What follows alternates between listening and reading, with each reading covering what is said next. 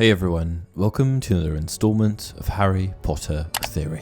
In today's video, we're going to be discussing Lord Voldemort and his Horcruxes.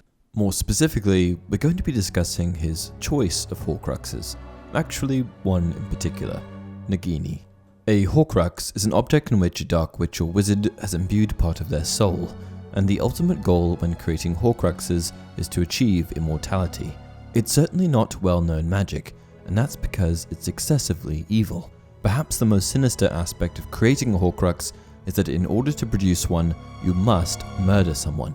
Other than Herpo the Foul, Voldemort is the only known wizard to have produced a Horcrux. The only difference there is that Herpo only made one, and Voldemort made numerous. A diary, a ring, a locket, a cup, a diadem, a boy, albeit unintentional, and a snake. These were Voldemort's Horcruxes. The one that I want to focus on in today's video, however, is Nagini. From as far back as we can remember, Nagini is glued to Voldemort's side, a trustworthy and loyal companion through seemingly any kind of adversity. They first met in the forests of Albania sometime in the 1980s, when Voldemort was weak and just a shadow of the powerful wizard he once was. He was lost and unsure of his next move, but it just so happened that so was Nagini, a maledictus that had permanently assumed her animal form. They were a couple of lost souls, a recently defeated and disembodied dark wizard and a lonely snake suffering from a crippling blood curse. Provided that Voldemort could actually communicate with her via Parseltongue and that Voldemort's bloodline had a connection with snakes, it's not surprising that the pair would couple up. However, Voldemort's next move was, in my eyes, questionable. The move in question was of course turning Nagini into his final Horcrux. In 1994, Ministry employee Bertha Jorkins made the unfortunate decision to take a trip to Albania. I say unfortunate because at the same point in time, Voldemort, Peter Pettigrew and Nagini were all there as well. Pettigrew, who previously knew Jorkins, convinced her to take a stroll with him into the woods, leading her to Voldemort. At this point, Voldemort tortured and eventually murdered Bertha. As we know, in order to create a Horcrux, murder is necessary. So in killing Bertha, Voldemort effectively turned Nagini into his final Horcrux. Okay, so Nagini was made to be a Horcrux, but why, you might be wondering now, was this such a bad decision? Here's the thing, Horcruxes are objects in which a wizard has imbued part of their soul. The main issue with turning Nagini into one is that she is a living, sentient being with a lifespan of her own. If Voldemort's goal was to be immortal, and the goal of creating Horcruxes is to extend your lifespan, then what's the point of having a Horcrux with a time limit on it?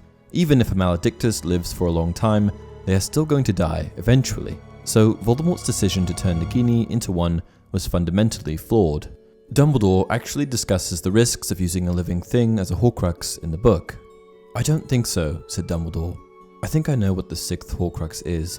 I wonder what you will say when I confess that I've been curious for a while about the behavior of the snake. Nagini? The snake? Said Harry, startled. You can use animals as Horcruxes? Well, it is inadvisable to do so, said Dumbledore, because to confide a part of your soul to something that can think and move for itself, it's obviously a very risky business. However, if my calculations are correct, Voldemort was still at least one Horcrux short of his goal of 6 when he entered your parents' house with the intention of killing you. He seems to have reserved the process of making Horcruxes for particularly significant deaths. You would certainly have been that. He believed that in killing you, he was destroying the danger the prophecy had outlined. He believed he was making himself invincible. I am sure that he was intending to make his final Horcrux with your death. As we know, he failed, after an interval of some years. However, he used Nagini to kill an old Muggle man, and it might have occurred to him to turn her into his last Horcrux. She underlines the Slytherin connection, which enhances Lord Voldemort's mystique. I think he is perhaps as fond of her as he can be of anything. He certainly likes to keep her close, and he seems to have an unusual amount of control over her, even for a Parselmouth. Even Dumbledore recognized the dangers of making a living thing a Horcrux, so I'm sure Voldemort knew what he was getting himself into. This is why I think that turning Nagini into a Horcrux was an emotionally driven decision, not a logical one. Nagini became instrumental in Lord Voldemort's survival before he could be restored to his real body. Her venom kept him alive, and it was even used in Voldemort's rudimentary body potion that gave him a corporeal form. However, all of this could have been achieved without actually making her a Horcrux. So why? Here's the thing, Voldemort truly, deeply cared for Nagini. Dumbledore said it best, I think he is perhaps as fond of her as he can be of anything. But wait, isn't Voldemort incapable of love? Yes, that's supposedly true, but I think I've found a loophole. First, however, let's look at the main canon explanation for Voldemort's supposed inability to feel love. Voldemort's mother, Merope, was a pure-blood witch and the daughter of Marvolo Gaunt.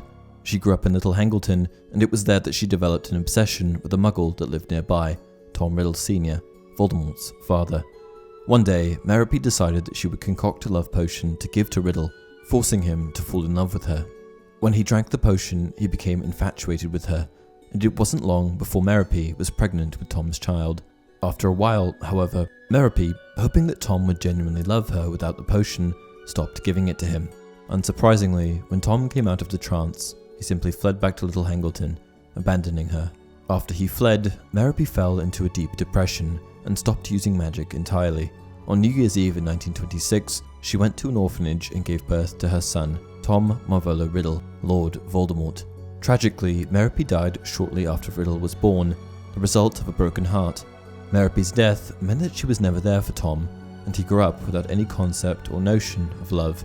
Not only that, but it has been expressed that Voldemort may have been fundamentally incapable of feeling love, a lasting effect of the love potion that Merope had used on his father. An inability to love was ultimately Voldemort's downfall, and it was also what set him off on his path of villainy. Thanks to his mother and father, Voldemort was, in a way, destined for evil. Okay, so if he couldn't feel love, how could he have loved Nagini?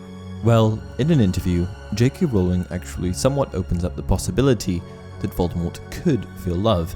It just seems like it would be very difficult for him. How much does the fact that Voldemort was conceived under a love potion have to do with his inability to understand love? Is it more symbolic? It was a symbolic way of showing that he came from a loveless union, but of course, everything would have changed if Merope had survived and raised him herself and loved him. In just a few sentences here, J.K. Rowling opens up the possibility of Voldemort loving something, someone. She said it herself. If Merope was there to raise him, then he could have loved. That means that he was never emotionally incapable, as other canon suggests. So, did Voldemort ever grow to love anyone? Certainly, Nagini. The pair met each other when they had nothing. Without Voldemort, Nagini would have had no purpose in the world, no one to talk to. Without Nagini, Voldemort would have had a harder time coming back into power, but it would have happened eventually, so he didn't really need her, he just wanted her around. The bottom line is, he never had to make her a Horcrux, as I mentioned earlier. It was an emotionally driven choice, a decision that I believe was made out of love. The pair shared such a special connection that he wanted to make it permanent. Of course, this is just a theory, and I'm eager to hear what you guys have to say on this topic. Do you guys like this theory? Hate it? Let me know in the comment section below. Until next time, alas, earwax.